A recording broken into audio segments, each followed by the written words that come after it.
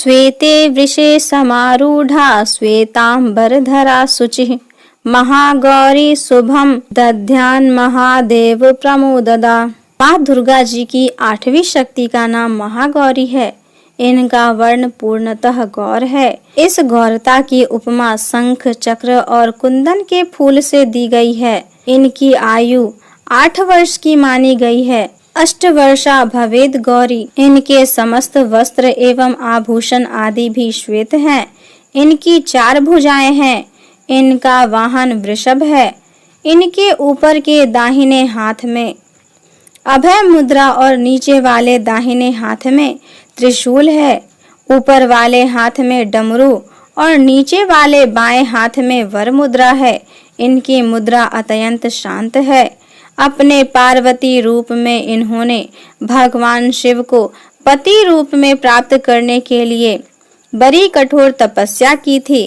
इनकी प्रतिज्ञा थी कि व्रियेहम वरदम शंभुम नान्यम देवम महेश्वरात्। गोस्वामी तुलसीदास जी के अनुसार भी इन्होंने भगवान शिव के वरन के लिए कठोर संकल्प लिया था। जन्म कोटि लागी रगर हमारी वरऊ शंभु न त रहऊ कुआरी। इस कठोर तपस्या के कारण इनका शरीर एकदम काला पड़ गया। इनकी तपस्या से प्रसन्न और संतुष्ट होकर जब भगवान शिव ने इनके शरीर को गंगा जी के पवित्र जल से मलकर धोया, तब वह विद्युत प्रभा के समान अत्यंत कांतिमान गौर हो उठा। तभी से इनका नाम महागौरी पड़ा। दुर्गा पूजा के 8वें दिन महागौरी की उपासना का विधान है। इनकी शक्ति अमोघ और सद्य फलदायिनी है। इनकी उपासना से भक्तों के सभी कलमश धुल जाते हैं। उसके पूर्व संचित पाप भी विनष्ट हो जाते हैं। भविष्य में पाप, संताप, दैत्य दुख उसके पास कभी नहीं आते। वह सभी प्रकार से पवित्र और अक्षय पुण्यों का अधिकारी हो जाता है। माँ महागौरी का ध्यान, स्मरण, पूजा, आराधना भक्तों के लिए सर्वविध कल्याणकारी है। हमें सदैव इनका ध्यान करना चाहिए। इनकी कृपा से अलौकिक सिद्धियों की प्राप्ति होती है। मन को अनन्य भाव से एक निष्ठ कर मनुष्य को सदैव इनके ही पादार विंदों का ध्यान करना चाहिए। ये भक्तों का कष्ट अवश्य ही दूर करती हैं। इनकी उपासना से आर्त जनों के असंभव कार्य भी संभव हो जाते हैं। अतः इनके चरणों की शरण पाने के लिए हमें सर्वविध प्रयत्न करना चाहिए। पुराणों में इनकी महिमा का प्रचुर आख्यान किया गया है। ये मनुष्य की वृत्तियों को सत्य की ओर प्रेरित करके असत्य का विनाश करती हैं। हमें प्रपति भाव से सदैव इनका शरणागत बनना चाहिए। शिवरात्रि के 8वें दिन सबसे पहले लकड़ी की चौकी पर या मंदिर में महागौरी की मूर्ति या तस्वीर स्थापित करें। इसके बाद चौकी पर सफेद वस्त्र बिछाकर उस पर महागौरी यंत्र रखें और यंत्र की स्थापना करें। माँ सौंदर्य प्रदान करने वाली हैं। हाथ में सफेद पुष्प लेकर माँ का ध्यान करें। अब माँ की प्रतिमा के आगे दीपक जलाएं और उन्हें फल, फूल, नैवेद्य आदि अर्पित करें। इसके बाद देवी माँ की आरती उतारें। अष्टमी के दिन कन्या पूजन करना श्रेष्ठ माना जाता है। कन्याओं की संख्या 9 होनी चाहिए, नहीं तो 2 कन्याओं की पूजा करें। कन्याओं की आयु 2 साल से ऊपर और 10 साल से अधिक नहीं होनी चाहिए। कन्याओं को दक्षिणा देने के बाद उनके पैर छूकर उनका आशीर्वाद लें। अब दुर्गा सप्तशती के 12वें तथा 13वें अध्याय का श्रवण कीजिए। द्वादशो अध्याय देवी चरित्रों के पाठ का महात्म्य। मैं 3 नेत्रों वाली दुर्गा देवी का ध्यान करता हूँ। उनके श्री अंगों की प्रभा बिजली के समान है। वे सिंह के कंधे पर बैठी हुई भयंकर प्रतीत होती हैं। हाथों में तलवार और ढाल लिए अनेक कन्याएं उनकी सेवा में खड़ी हैं। वे अपने हाथों में चक्र, गदा, तलवार, ढाल, वान, धनुष, पास और तर्जनी मुद्रा धारण किए हुए हैं। उनका स्वरूप अग्निमय है तथा वे माथे पर चंद्रमा का मुकुट धारण करती हैं। देवी बोली, देवताओं, जो एकाग्रचित होकर प्रतिदिन इन स्तुतियों से मेरा स्तवन करेगा, उसकी सारी बाधा मैं निश्चय ही दूर कर दूंगी। जो मधुकैटभ का नाश, महिषासुर का वध तथा शुंभ निशुंभ के संहार के प्रसंग का पाठ करेंगे तथा अष्टमी, चतुर्दशी और नवमी को भी जो एकाग्रचित होकर भक्तिपूर्वक मेरे उत्तम महात्म्य का श्रवण करेंगे, उन्हें कोई पाप नहीं छू सकेगा।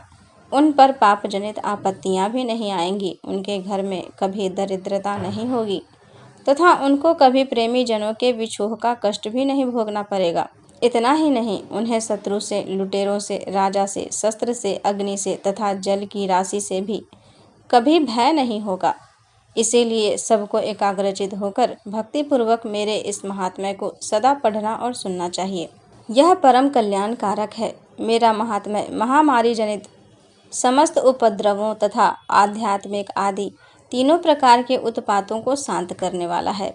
मेरे जिस मंदिर में प्रतिदिन विधि पूर्वक मेरे इस महात्म्य का पाठ किया जाता है, उस स्थान को मैं कभी नहीं छोड़ती। वहाँ सदा ही मेरा सन्निधान बना रहता है।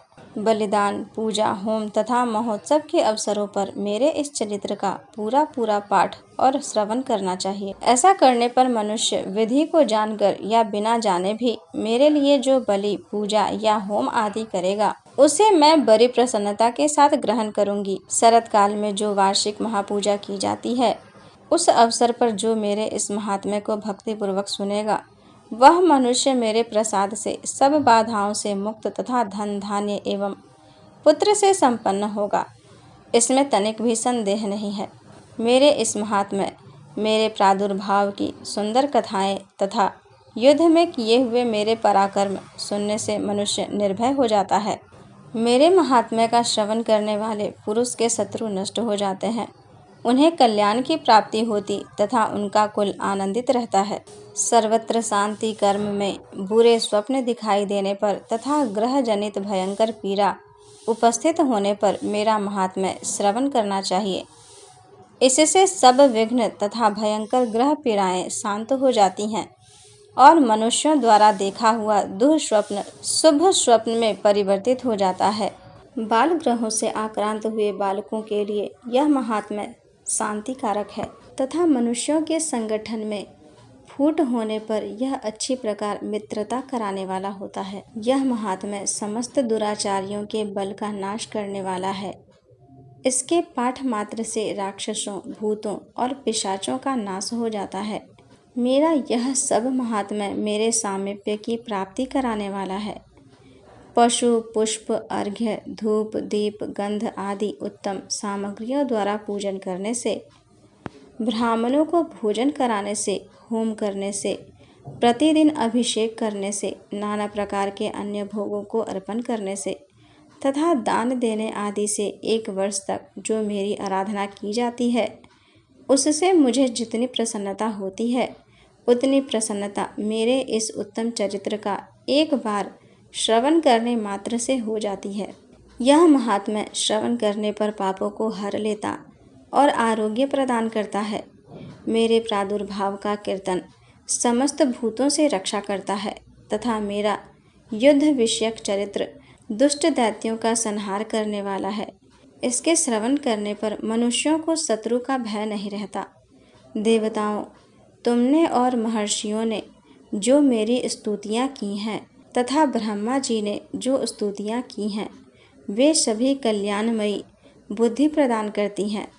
वन में, सूखे मार्ग में अथवा दावानल से घिर जाने पर, निर्जन स्थान में लुटेरों के दाव में पड़ जाने पर या शत्रुओं से पकड़े जाने पर अथवा जंगल में सिंह, व्याघ्र या जंगली हाथियों के पीछा करने पर, कुपित राजा के आदेश से वध या बंधक के स्थान में ले जाने पर अथवा महासागर में नाव पर बैठने के बाद भारी तूफान से नाव के डगमग होने पर और अत्यंत भयंकर युद्ध में शस्त्रों का प्रहार होने पर अथवा वेदना से पीड़ित होने पर, किंबहुना सभी भयानक बाधाओं के उपस्थित होने पर जो मेरे इस चरित्र का स्मरण करता है, वह मनुष्य संकट से मुक्त हो जाता है।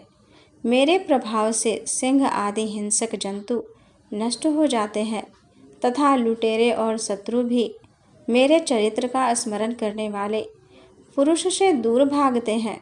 ऋषि कहते हैं, यों कहकर प्रचंड पराक्रम वाली भगवती चंडिका सब देवताओं के देखते देखते वही अंतर ध्यान हो गई। फिर समस्त देवता भी शत्रुओं के मारे जाने से निर्भय हो पहले की भांति यज्ञ भाग का उपभोग करते हुए अपने अपने अधिकार का पालन करने लगे। संसार का विध्वंस करने वाले महाभयंकर अतुल पराक्रमी देवशत्रु शुंभ तथा महाबली निशुंभ के युद्ध में देवी द्वारा मारे जाने पर शेष दैत्य पाताल लोक में चले गए। राजन, इस प्रकार भगवती अंबिका देवी नित्य होती हुई भी पुनः पुनः प्रकट होकर जगत की रक्षा करती है।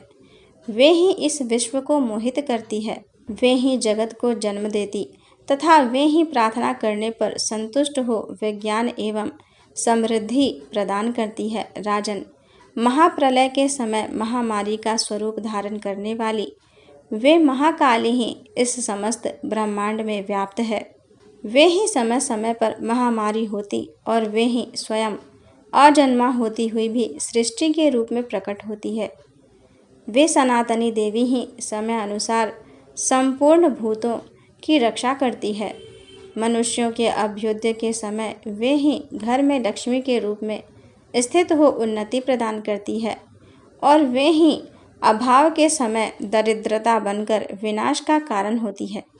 पुष्प, धूप और गंध आदि से पूजन करके उनकी स्तुति करने पर वे धन, पुत्र, धार्मिक बुद्धि तथा उत्तम गति प्रदान करती हैं।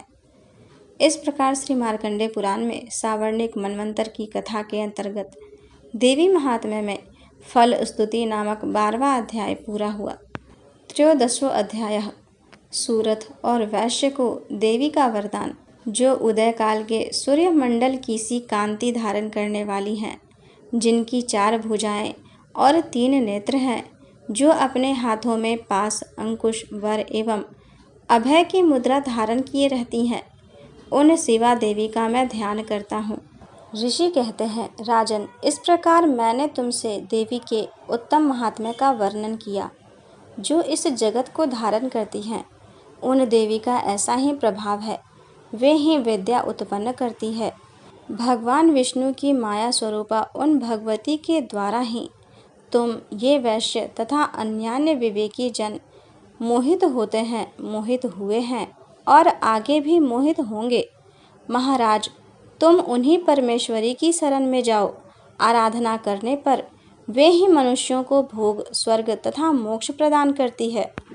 मार्कंडेय जी कहते हैं, क्रौष्टुकीचि मेधा मुनि के ये वचन सुनकर राजा सूरथ ने उत्तम व्रत का पालन करने वाले उन महाभाग महर्षि को प्रणाम किया। वे अत्यंत ममता और राज्य अपहरण से बहुत खिन्न हो चुके थे। महामुने, इसीलिए विरक्त होकर वे राजा तथा वैश्य तत्काल तपस्या को चले गए और वे जगदम्बा के दर्शन करने के लिए नदी के तट पर रहकर तपस्या करने लगे। वे वैश्य उत्तम देवी सूक्त का जप करते हुए तपस्या में प्रवृत्त हुए। वे दोनों नदी के तट पर देवी की मिट्टी की मूर्ति बनाकर पुष्प, धूप और हवन आदि के द्वारा उनकी आराधना करने लगे। उन्होंने पहले तो आहार को धीरे धीरे कम किया, फिर बिल्कुल निराहार रहकर देवी में ही मन लगाए एकाग्रता पूर्वक उनका चिंतन आरंभ किया। वे दोनों अपने शरीर के रक्त से प्रोक्षित बलि देते हुए लगातार 3 वर्षों तक संयम पूर्वक आराधना करते रहे। इस पर प्रसन्न होकर जगत को धारण करने वाली चंडिका देवी ने प्रत्यक्ष दर्शन देकर कहा। देवी बोली, राजन तथा अपने कुल को आनंदित करने वाले वैश्य, तुम लोग जिस वस्तु की अभिलाषा रखते हो वह मुझसे मांगो, मैं संतुष्ट हूँ, अतः तुम्हें वह सब कुछ दूंगी। मार्कंडेय जी कहते हैं, तब राजा ने दूसरे जन्म में नष्ट न होने वाला राज्य मांगा तथा इस जन्म में भी शत्रुओं की सेना को बलपूर्वक नष्ट करके पुनः अपना राज्य प्राप्त कर लेने का वरदान मांगा। वैश्य का चित्त संसार की ओर से खिन्न एवं विरक्त हो चुका था और वे बड़े बुद्धिमान थे, अतः उस समय उन्होंने ममता और अहंता रूप आसक्ति का नाश करने वाला ज्ञान मांगा। देवी बोली, राजन, तुम थोड़े ही दिनों में शत्रुओं को मारकर अपना राज्य प्राप्त कर लोगे। अब वहाँ तुम्हारा राज्य स्थिर रहेगा। फिर मृत्यु के पश्चात तुम भगवान सूर्य के अंश से जन्म लेकर इस पृथ्वी पर सावर्णिक मनु के नाम से विख्यात होगे। वैश्य वर, तुमने भी जिस वर को मुझसे प्राप्त करने की इच्छा की है उसे देती हूँ। तुम्हें मोक्ष के लिए ज्ञान प्राप्त होगा। मार्कंडेय जी कहते हैं, इस प्रकार उन दोनों को मनोवांछित वरदान देकर तथा उनके द्वारा भक्ति पूर्वक अपनी स्तुति सुनकर देवी अंबिका तत्काल अंतर्ध्यान हो गई। इस तरह देवी से वरदान पाकर क्षत्रियों में श्रेष्ठ सूरथ सूर्य से जन्म ले सावर्णिक मनु होंगे। इस प्रकार श्री मार्कंडेय पुराण में सावर्णिक मनवंतर की कथा के अंतर्गत देवी महात्म्य में सूरथ और वैश्य को वरदान नामक 13वां अध्याय पूरा हुआ। पाठ के समाप्त होने पर देवी से इस प्रकार क्षमा मांगनी चाहिए। परमेश्वरी, मेरे द्वारा रात दिन सहस्त्रों अपराध होते रहते हैं। यह मेरा दास है, यूँ समझकर मेरे उन अपराधों को तुम कृपा पूर्वक क्षमा करो।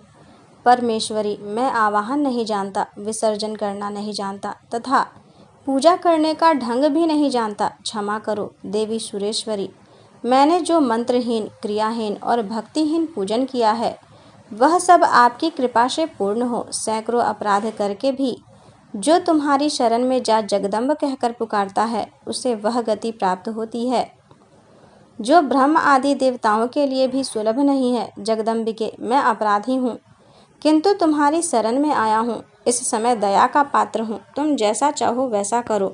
देवी परमेश्वरी, अज्ञान से, भूल से अथवा बुद्धि भ्रांति होने के कारण मैंने जो न्यूनता या अधिकता कर दी हो वह सब क्षमा करो और प्रसन्न हो। सच्चिदानंद स्वरूपा परमेश्वरी, जगन माता कामेश्वरी, तुम प्रेम पूर्वक मेरी यह पूजा स्वीकार करो और मुझ पर प्रसन्न रहो। देवी सुरेश्वरी, तुम गोपनीय से भी गोपनीय वस्तु की रक्षा करने वाली हो। मेरे निवेदन किए हुए इस जप को ग्रहण करो। तुम्हारी कृपा से मुझे सिद्धि प्राप्त हो।